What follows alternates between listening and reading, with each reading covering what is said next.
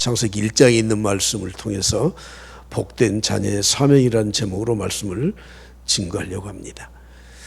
학교에 가면 모든 사상과 교육의 핵심에는 진화론이 자리를 잡고 있습니다. 모든 학문과 문화와 사회의 모든 이 사고의 틀의 저변에는 진화론이라는 것이 자리를 잡고 있기 때문에 우리가 성경을 펴서 창세기 1장 1절을 읽으면서 우리 스스로도 막히는 겁니다. 태초에 하나님이 천지를 창조하시니라. 태초에 in the beginning, 이 세상의 시작을 바로 태초라고 말씀을 합니다. 하나님이 천지를 창조하셨다고 합니다. 그런데 세상의 진화론의 사고를 가진 이 학문과 교육과 사회 문화와 전반적인 사람들의 생각은 무슨 말이야? 성경에 나오는 것은 신화적인 내용이지 실제 그렇지는 않아. 우리 믿는 성도들까지, 요즘 최근에 목사들까지, 신학자들까지 이것을 당당하게 말을 하지 못하고 살고 있는 시대에 우리가 살고 있습니다. 신구약 66권 1189장 3039절에 첫우에 태초에라고 시작하고 있다는 거예요. 유대인들은 그들의 관습적으로 어떤 책의 제목을 달 때 첫 문장의 첫 단어를 따서 제목으로 삼는 경우가 그들의 관습입니다. 그래서 원래 히브리어 성경에는 창세기라고 되어 있지 않고 태초라고 되어 있어요, 제목이. 여러분, 오늘 우리가 이런 말씀들을 보면서 태초라고 하는 이 말씀의 의미가 무엇인가? 하나님이 정말 천지를 창조하셨다는데 내가 믿음으로 이것을 어떻게 믿을 수 있는가? 다음 세대인 우리 자녀들에게 분명하게 이것을 가르치고, 그리고 태초에 천지를 창조하신 하나님께서 우리에게 어떤 사명을 주셨기에 우리가 믿음으로 이 땅을 살아가야 되는지에 대해서 오늘 말씀을 드리려고 합니다. 우주의 시작이 언제부터입니까? 지구의 시작이 언제부터입니까? 인류의 시작이 언제부터입니까? 성경은 분명히 말씀하고 있습니다. 태초라고 말씀합니다. 그런데 여러분, 피조물들은 시작이 있으면, 태초가 있으면 끝이 있다는 거예요. 우리 교회 양편에 알파와 오메가를 붙여놓았는데, 저건 이 헬라 그리스어의 첫 글자 알파와 마지막 글자 오메가를 써놓은 겁니다. 주님 말씀하셨습니다. 나는 알파와 오메가가 되나니, 바로 인류의 역사, 세상의 역사의 시작과 끝이 하나님이시라는 것을 우리에게 말씀하고 있습니다. 지구가 시작이 됐다면, 우주가 시작이 됐다면, 인류가 시작이 됐다면, 피조물이 시작이 있다면 분명히 끝이 있다, 종말이 있다 하는 것이 성경이 우리에게 가르쳐주는 역사적인 가르침이에요. 역사는 돌고 도는 게 아니에요. 윤회설이 아니에요. 직선이에요. 그러나 기독교의 역사관은 직선이지만 같은 일이 반복되어서 가요.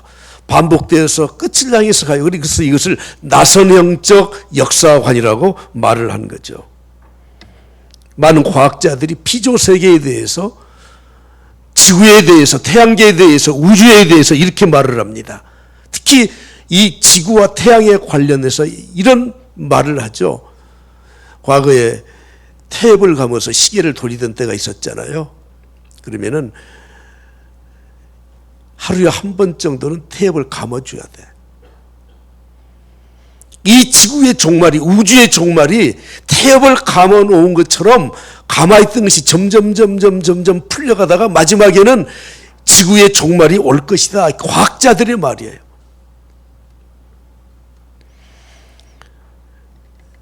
지구는 태양을 중심으로 한 위성 별입니다. 저 해가 엄청 큰 거 아시죠? 지구에 130만 개가 들어갈 수 있는 부피를 가지고 있습니다, 태양은. 상상이 좀 덜 되시잖아요.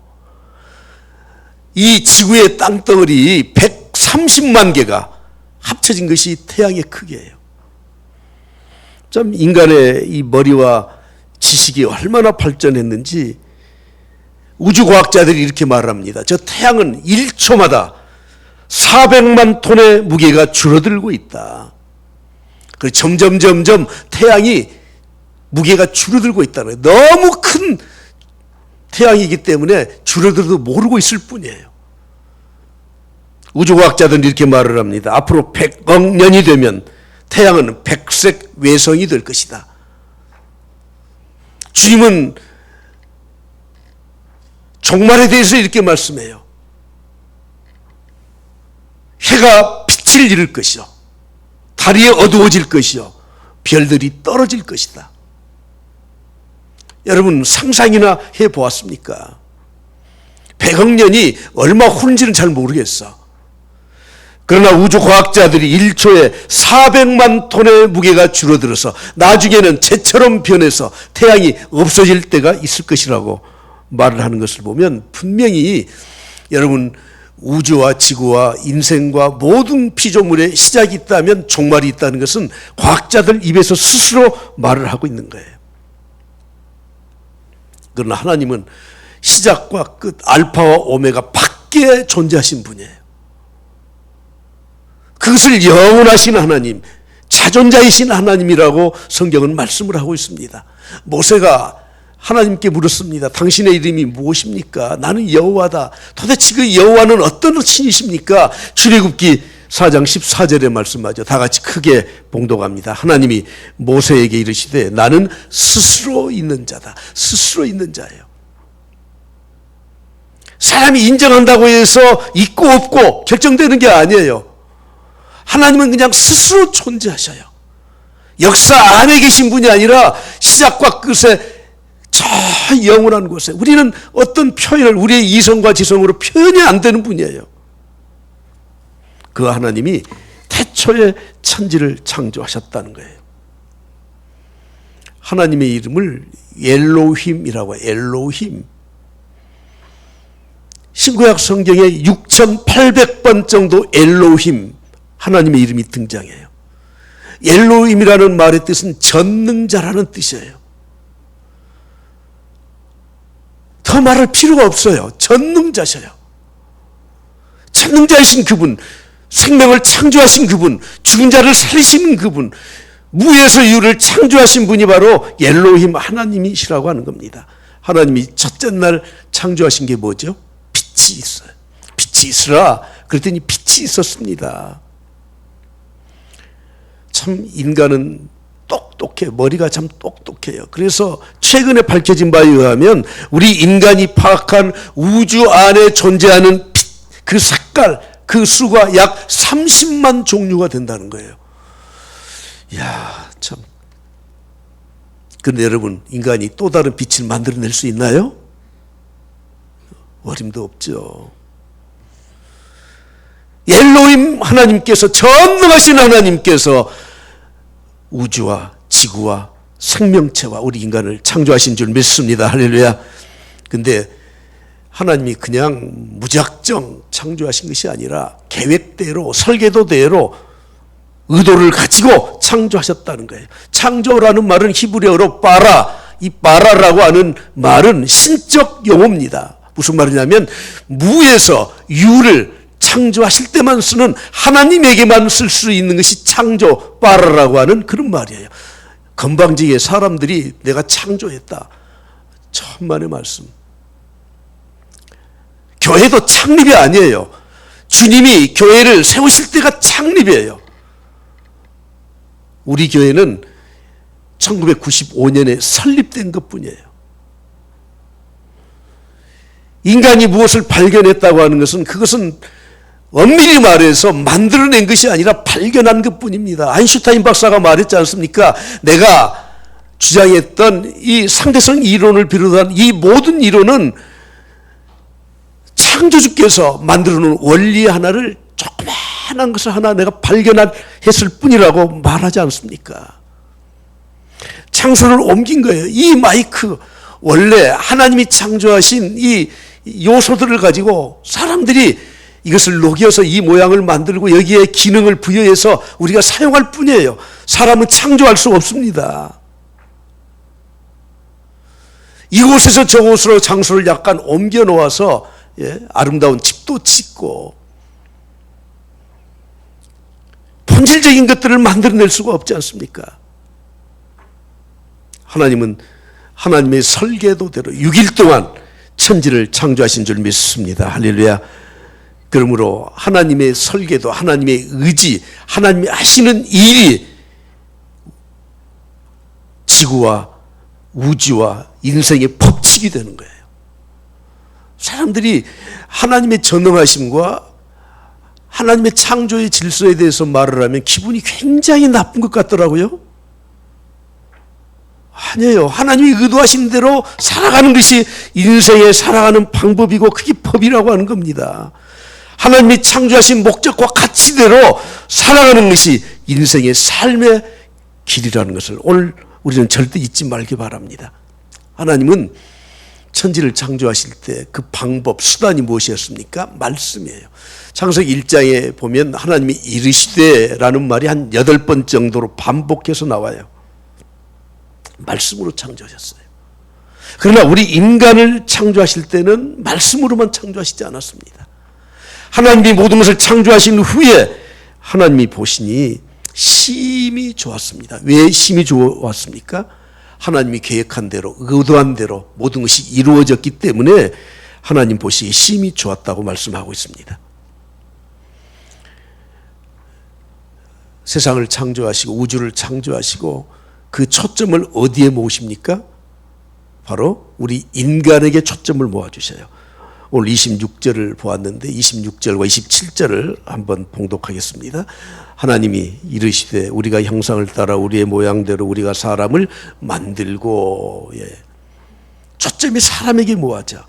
27절에 그렇게 계획을 하시고 27절에 하나님이 자기 형상 곧 하나님의 형상대로 사람을 창조하시되 남자와 여자를 창조하시고 라고 말씀하고 있습니다. 그러므로 여러분 우주의 신비하고 광활한 창조의 세계 가운데 초점이 어디에 모아져야 된다고요? 우리 인간에게 모아져야 되는 겁니다.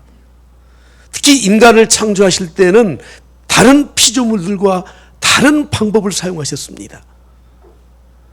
말씀으로 창조하셨지만 사람은 그렇게 창조하지 않으셨습니다. 먼저 흙으로 인간의 몸을 빚었어요. 빚어. 여러분 하나님의 손길로 빚어진 몸이 우리 인간의 몸인 줄 믿습니다. 할렐루야. 손수 빚었어요. 너무나 소중한 존재이기 때문에 하나님의 어루만지심이 있었다는 거예요. 여러분 진정한 치유회복은 하나님의 어루만지심의 손길로 이루어진다는 것을 아십니까? 병원에 가서 손 내밀고 주사 한번 맞고 약 먹고 치유되고 회복되는 것이 아니라 하나님의 어루만지심이 있어야 돼요. 엘리야가 번아웃돼서 로뎀나무 아래 누워서 죽기를 청했을 때 하나님은 천사들을 보내셨잖아요. 어떻게 하셨습니까? 엘리야가 잠든 동안에 어루만져줬어요. 천사들의 손길을 통해서 어루만졌어요. 최근에 제가 읽었던 책 가운데 사람은 어루만짐이 있어야 된대요. 그래서 여러분들 자꾸 어루만져줘야 돼요. 자, 저를 보시고 어루만져줘. 나도 어루만져줘야 돼요. 내가 힘들면 내 가슴을 어루만져야 돼요. 제가 가끔 말씀드리지만 아침에 일어나서 여러분들이 몸을 씻잖아요. 씻으면서 두 가지를 해야 돼. 첫째는 몸을 착 어루만지면서 좀 표현이 그러네. 다 어루만져. 내 몸 잘 있구나. 두 번째는 오늘 하루 일과를 샤워하면서 5분 10분 동안에 정리를 해 주셔야 돼. 오늘 내가 누구 만나기로 했지? 오늘 직장에서 어떤 일을 해야 되지? 그러면 여러분 아침에 일어나서 그 일만 해도 하루 일과가 너무너무 만족하게 시작되는 거 아세요? 다른 사람이 나를 어루만지기 전에 내가 나를 어루만질 수 있어야 돼요. 자꾸 자기를 어루만져. 근데 심리학에서 보면 어루만져 줄 때 자존감이 높아진다는 거예요. 참 신비하잖아요. 인간을 창조하실 때는 하나님은 말씀으로만 창조하신 것이 아니라 손수 빚었다니까요. 손수. 야, 여러분, 우리 인간의 이 육체, 우리 인간의 이 얼굴 모습들 하나님의 어루만짐으로 하나님의 걸작품인 줄 믿습니다. 할렐루야. 아니, 그래서 여자분들이 자꾸 어루만지잖아. 우리 인간은 다른 피조물들과 달라요. 그리고 코에 생기를 불어넣으셨어요. 생명, 살아있는 영적 존재가 되었다는 거예요. 이 생물학자들이 인간을 분류하면서 포유류에 분류하더라고요. 우리는 전 먹고 자라는, 예? 거기까지는 괜찮은데 똑같이 취급을 하더라고. 여러분, 우리가 생물학적으로는 혹시 포유류일지 몰라요. 아니, 그 사람도 더 나아가서 영장류에서 원숭이와 침팬지 이런 것들과 우리 인간을 동일하게 말을 하는데 참 기분이 엄청 안 좋아. 우린 전혀 다른 존재라는 걸 알고 살아야 됩니다. 왜냐하면 영적 존재이기 때문에 창조하는 방법부터 달라요. 전도서 3장 21절에 말씀합니다. 인생들의 혼은 위로 올라가고, 인생들의 혼은 어디로 올라가요? 위로. 짐승의 혼은 아래 곧 땅으로 내려가는 줄을 누가 알랴. 여기서 말하는 혼은 감각적인 것을 말하는 거예요. 여기에 우리의 이 감각적인 이 감각의 혼 위에 정신과 그리고 그 안에 하나님의 영혼을 하나님이 담으셨습니다. 우리는 세상을 떠날 때 우리의 영혼이 하나님께 받들려 올라가지 않습니까? 그러나 짐승들은 영혼이라는 게 없어요. 그래서 땅 아래로 내려가요. 그걸 소멸되었다 그렇게 말을 해요. 여러분, 안식교가 왜 이단인 줄 아십니까? 그 사람들은 인간의 영혼의 소멸성을 교리적으로 받아들이는 사람들이에요. 이단이에요. 어떤 분은 그러더라고. 하나님 믿는 사람들만 부활하지 지옥 백성들은 부활하지 않아요. 그것도 틀린 말이에요. 요한복음 5장을 보십시오. 선한 일을 행한 자는 영생의 부활로, 악한 일을 행한 자는 심판의 부활로 나오리라. 이미 우리는 영적 존재로 창조되었기 때문에 우리 안에 있는 이 영혼은 소멸되지 않습니다. 그래서 우리가 주님이 마지막 재림의 심판의 날에 올 때 믿는 자나 믿지 않는 자나 천국에 간 자나 지옥에 간 자나 모두가 다 부활을 해.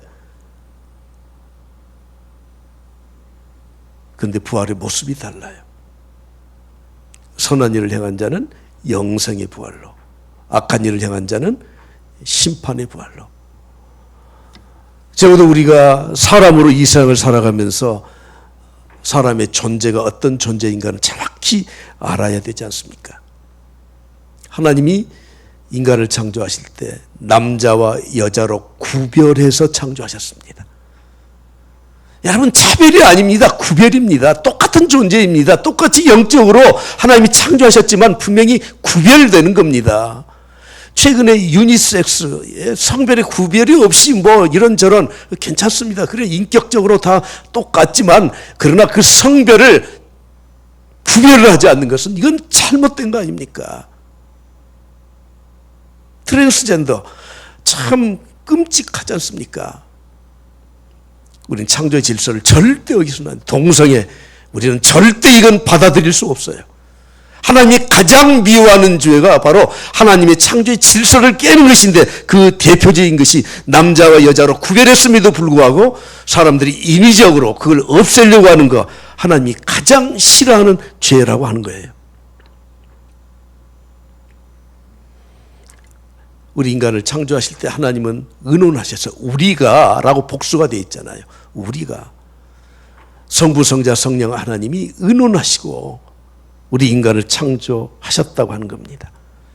그러므로 인간의 가치는 하나님이 부여해 주는 거예요. 하나님이 부여해 주는 가치를 가진 자들이 바로 인간이에요. 주님이 이렇게 말씀하십니다. 사람이 만일 온 천하를 얻고도 제 목숨을 잃으면 무엇이 유익하리요? 사람이 무엇을 주고 제 목숨과 바꾸겠느냐? 천하보다도 귀한 존재가 우리 인간이라고 하는 거예요. 왜냐하면 하나님의 형상대로 창조되었기 때문에 그렇습니다. 우리 인간이 가지고 있는 몇 가지 특징이 있습니다. 첫째는 이성과 지성이 있습니다. 사고력이 있습니다. 추리력이 있습니다. 계획을 할 수 있고 고안을 하고 만들어낼 수 있는 하나님의 창조적인 그 능력을 우리 인간의 성품에 주셨다는 거예요. 그리고 무엇보다도 우리에게 영성을 주셨습니다. 육신으로는 볼 수 없고 만질 수도 없는 영혼이 우리 안에 있습니다. 인간이 가진 지성과 이성으로도 명확하게 무엇이라고 설명할 수 없어요. 그러나 우리 안에는 하나님의 영이 계신 영성을 가지고 있다는 겁니다. 영성을 가진 자들의 특징이 무엇인 줄 아십니까? 영원한 것을 삼아요. 왜냐하면 영성은 영원하기 때문에. 뿐만 아니라 우리의 양심에 도덕성을 주셨습니다. 양심의 가책을 받습니다. 옳고 그름을 알고 인식하고 살아갈 수 있도록 능력을 주셨습니다. 뿐만 아니라 우리 인간만이 자율성을 갖도록 자유의지를 주셨습니다.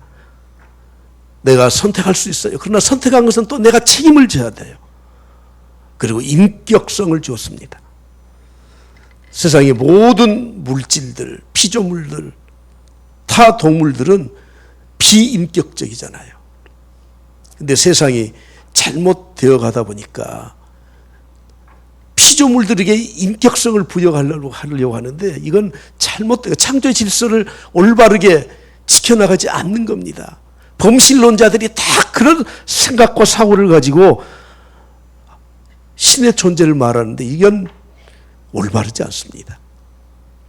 인격을 가진 우리 인간만이 하나님과 영적 대화를 할 수 있다는 것입니다. 하나님과 교제할 수 있습니다. 지난주에 제가 그 세미나에 참석했더니 강사분이 그렇게 말을 하더라고요. 여러분, 개 같지 않는 개를 보셨나요? 좀 처음 들어보잖아. 개 같지 않는 개. 개는 다 개 같아요. 우리가 저 개는 개 같지 않네 하는 개가 없어. 소 같지 않는 소 없어요. 근데 사람만 사람 같지 않는 사람이 있어요. 사람 같지 않는 사람이 어떤 사람입니까? 하나님이 우리를 영적 존재로 창조하셨는데 하나님이 주신 이 성품을 저버린 자들, 사람 같지 않는 사람입니다. 제가 학교 다닐 때 충현교회 김창인 목사님이 오셔서 체프를 인도하시면서 당신들 왜 이게 배우러 왔어? 그러시더라고요. 그래서 그냥 눈만 껌벅껌벅 했더니 사람이 진짜 5개를 말을 하더라고요. 사람이 사람 같아야 사람이지 사람 같지 않으면 사람이냐? 예? 왜 배우는 겁니까? 사람이 사람답게 살기 위해서 그런 거예요. 하나님은 우리에게 이런 영성과 인격과 의지력과 특별히 창조된 그런 존재이라는 것을 절대 잊지 마십시오. 저는 이 말을 제일 싫어합니다. 어떤 말이냐면 사람은 경제적 동물이다. 진짜 동물 같은 소리를 하고 있어. 왜 내가 동물입니까? 돈만 있으면 된다 하는 그런 말 같아. 우리는 경제적 존재입니다. 동물이 아니에요. 그 말이 그 말이지만 저는 기분이 별로 안 좋아. 기분이 정말 안 좋아요. 나를 동물이라고 하면 되겠습니까? 그러므로 인간은 하나님 다음으로 가는 가치 있는 존재라고 하는 거예요. 사람의 가치를 계산할 수 있습니까? 저는 공산주의자들 정말 싫어합니다. 매력적인 게 있지만 싫어요. 왜 싫어하는 줄 아십니까? 공산주의자들의 핵심적인 사상 가운데 하나는 사람의 가치를 노동력으로 판단을 하더라고. 이것이 민주자본주의 사회까지 들어와서 그 사람의 능력을 연봉으로 계산을 하고 어떤 집에서 사는지 무슨 차를 타고 다니는지 경제적인 부여가 얼마나 있는지에 따라서 사람이 잘났네 못났네 직업이 좋네 나쁘네 여러분 이거 판단하는 게 이게 올바른 것입니까? 인간의 가치는 하나님 다음이에요. 돈으로 환산하면 안 돼요. 혹시 내 마음에 그런 마음이 든다 그러면 사탄아 물러가라. 일리노이 대학의 해부학 교수였던 할 맨슨 박사가 사람의 시선을 놓고 가치가 얼마나 되는지를 살펴보니까, 여러분, 사람이 죽으면 시신이 썩고 태우면 다 없어지잖아요. 다 재가 되잖아요. 그게 가치 없어. 근데 그곳에 소량의 칼슘, 마그네슘, 철분이 나오더라는 거예요. 그래서 그걸 무게로 달아서 재보니까 88센트였다는 거예요. $1도 안 돼요. 1,000원 정도밖에 안 돼요. 어떤 분 그러더라고. 아니요. 각막 하나에 1억 원씩 양쪽에 2억 되잖아요. 신장 3천만에 사고 팔잖아요. 간은 5억 원이잖아요. 심장은 5억 원이잖아요. 간은 7천만 원이잖아요. 그래서 장기와 내 다리, 팔다리 다 계산해서 맥시멈으로 잡아보니까 51억이나 된대. 여러분, 51억입니까? 인간의 가치는 돈으로 계산하면 안 돼요. 시편은 이렇게 말씀합니다. 사람이 무엇이기에 주께서 그를 생각하시며 인자가 무엇이기에 주께서 그를 돌보시나이까. 다 같이 시작. 그를 하나님보다 조금 못하게 하시고 하나님보다 조금 못하게 하셨어. 하나님 다음으로 가치 있는 존재가 우리 인간이라고 성경은 말씀을 하고 있습니다. 그래서 하나님은 태초에 천지를 창조하시고 그 창조하신 창조주 피조물 가운데 우리 인간을 중심에 세우셨습니다. 만물의 영장으로 세우셨습니다. 피조물의 중심에 세우셨습니다. 저는 가정의 달과 청소년의 달을 보내면서 우리가 우리 자녀들에게 우리 스스로가 정말 깨닫고 자각하고 살아야 될 것이 바로 이것이라고 생각해서 오늘 5월 마지막 주 말씀의 본문으로 삼았습니다. 오늘 본론이자 결론, 지금까지 서론을 이야기한 거예요. 말씀드린 거예요. 우리에게 사명이 있다는 거예요. 정복과 다스림의 사명을 주셨습니다. 우리 믿는 성도들이 이 땅에 살아가면서 절대 잊지 말아야 될 것은 두 가지예요. 첫째는 나는 어떤 존재인가. 그리고 두 번째, 나는 어떻게 살아야 될 것인가. 18세기 말부터 19세기 초에 인도 선교사로 갔던 현대 선교의 아버지라고 부르는 윌리엄 캐리가 이런 말을 했지 않습니까? 하나님으로부터 위대한 일을 기억하라. 그리고 하나님을 위해 위대한 일을 시도하라. 나는 어떤 존재인가? 그러면 나는 어떻게 살아야 되는가?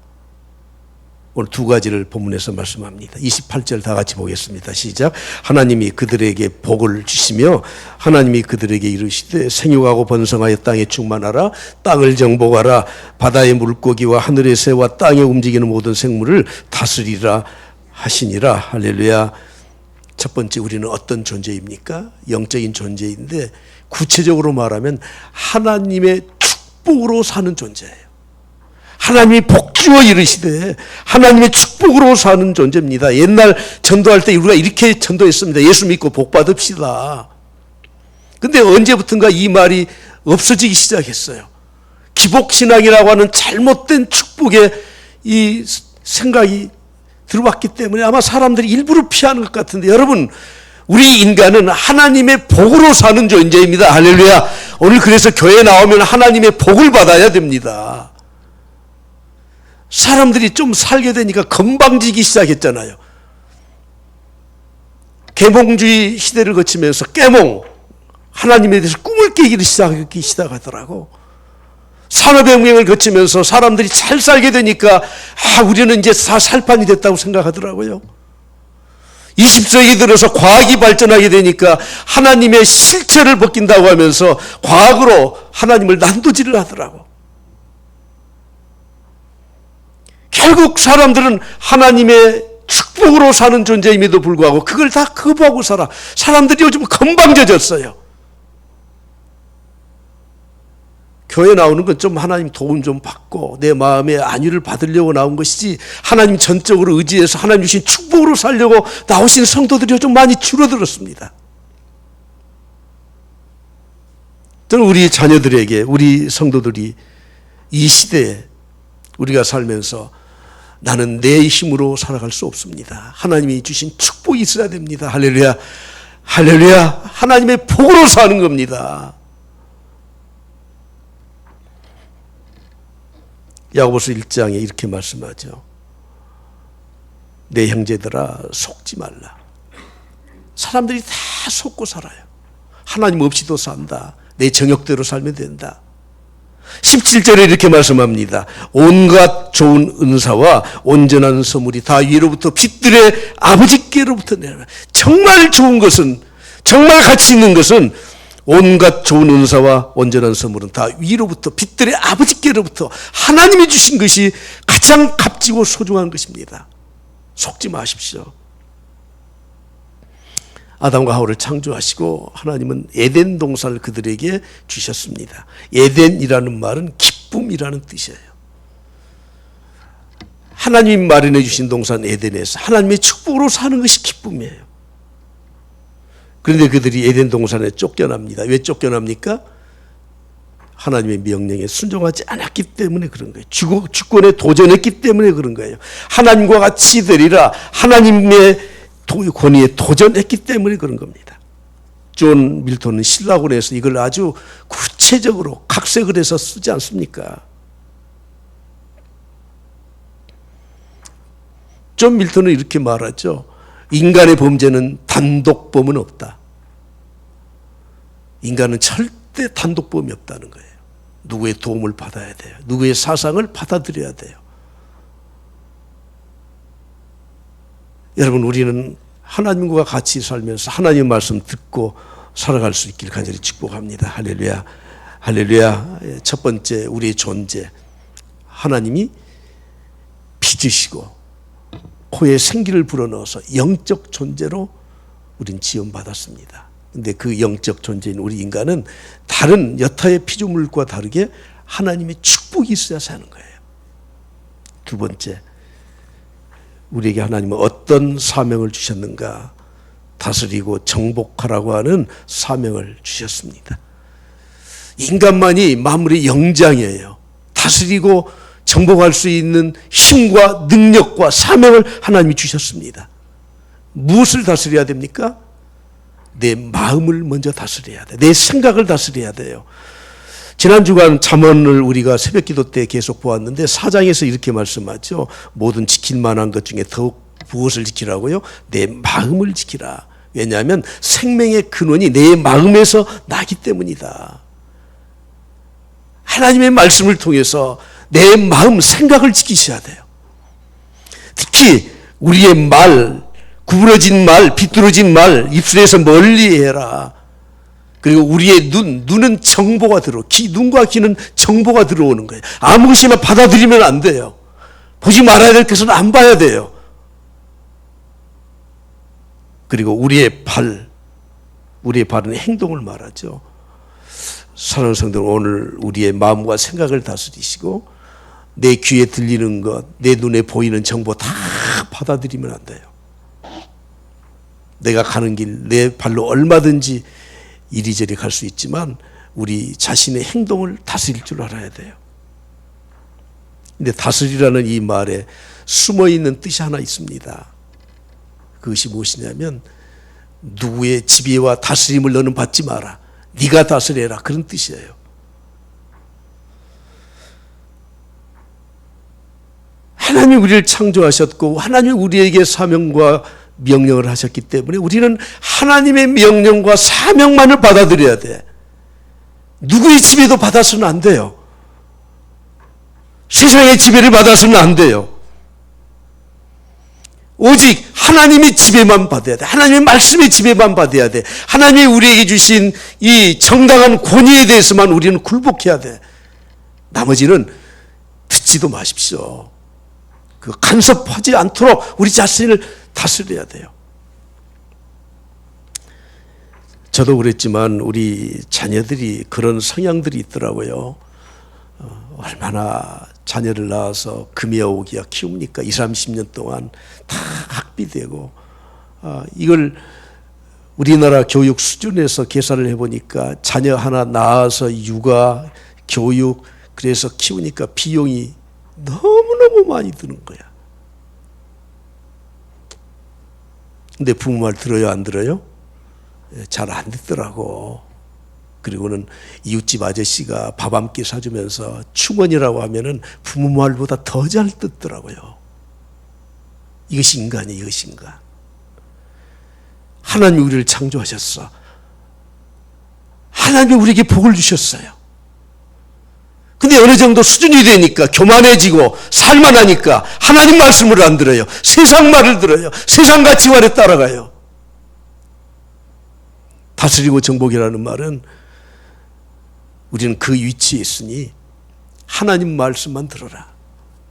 하나님이 시키는 대로 살아라. 이런 뜻이 내포되어 있다는 것을 기억하십시오. 자녀들아 주 안에서 너희 부모에게 순종하라. 이것이 옳으니라. 주 안에서 순종하라. 정당한 권위 안에서는 순종해라.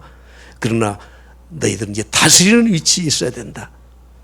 그럼 21세기에 우리가 정복하고 다스려야 될 사명이 무엇인가? 오늘 본론이자 결론의 말씀을 드리고 마치려고 합니다. 세상은 하나님이 창조하셨습니다. 계속해서 반복돼서 나오는 말씀이 하나님 보시기에 좋았더라. 하나님의 의도대로 세상이 돌아갈 때 우리의 기쁨이 있는 거예요. 세상을 보면서 여러분 정말 구원받은 예수 그리스도의 십자가의 은혜로 구원받은 사람은 세상의 일반 은총을 보면서도 하나님의 뜻을 발견하고 하나님의 의도를 발견하고 그것을 보고 야 하나님이 이래서 기뻐하셨구나, 이래서 아름답다고 좋아하셨구나 하는 이 동감하는 마음을 갖게 되는 겁니다. 어제 제가 양로원에 갔더니 그 자원봉사자가 잔디를 깎고 지난주에는 잔디를 깎고 이번에는 또 마무리 못했던 걸 다 하더라고. 얼마나 감사한지. 근데 나오려고 하는데 우리 어르신 한 분이 저를 불러 이사장님 왜 저렇게 다 베버렸대요? 뭐요? 그랬더니 그 길 옆에 노란 꽃이 많이 피어 있는데 이 잔디 깎고 그 정리하면서 그걸 다 베버린 모양이에요. 그러니까 막 화가 이만큼 나셔가지고 아니 세상에 우리가 좀 보는 꼴을 못 보고 저걸 다 베버려요? 약간의 치맥기가 있으니까 그렇게 말씀하실 수 있죠. 여러분 어떻습니까? 하나님이 창조하신 세계를 보면서 아름답게 볼 수 있어야 돼. 할렐루야. 하나님의 마음을 가진 사람은 항상 그렇게 봐요. 예수 믿으면 믿고 천국 가는 것만 인생이 아니에요. 하나님이 주신 것이 참 아름답게 보이고 좋게 보이고 우리의 사명과 하나님이 주신 다스리고 정복해야 될 것이 무엇입니까? 하나님이 만들어내놓은 대로 그 창조의 질서를 지키면서 그것을 보존하면서 사는 것이 우리의 사명이라고 하는 거예요. 이미 말씀드렸지만 하루 일과를 시작하면서 여러분 하루의 일과가 얼마나 소중하고 기대가 됩니까? 그냥 하루 일과를 시작하지 마시고 창문을 열면서 정주영 회장은 항상 그랬다고 하잖아요. 창문을 걷어젖히면서 와 오늘 또 나에게 하루의 일과가 시작됐구나. 정주영 회장 책은 보지도 않으시네.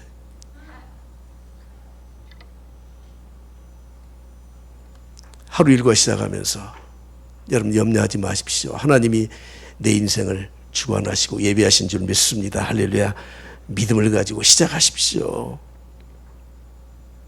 이것이 바로 하나님과의 관계 설정입니다. 주님은 우리에게 직접적인 사명을 주셨습니다. 마태복음 28장 18절입니다. 다 같이 봉독합니다.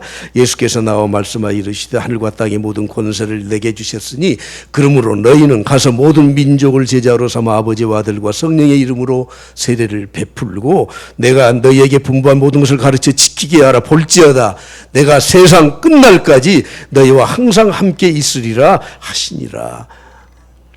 복음으로 세상을 다스릴 줄 아는 사명, 그 능력을 가지고 살아갈 수 있길 간절히 축복합니다. 다시 한번 강조해서 말씀드립니다. 하나님이 우리에게 복을 주셨습니다. 그리고 다스리고 정복할 사명을 주셨습니다. 그렇다면 우리는 하나님의 말씀과 복음 외에 어떤 것도 지배당해서는 안 됩니다.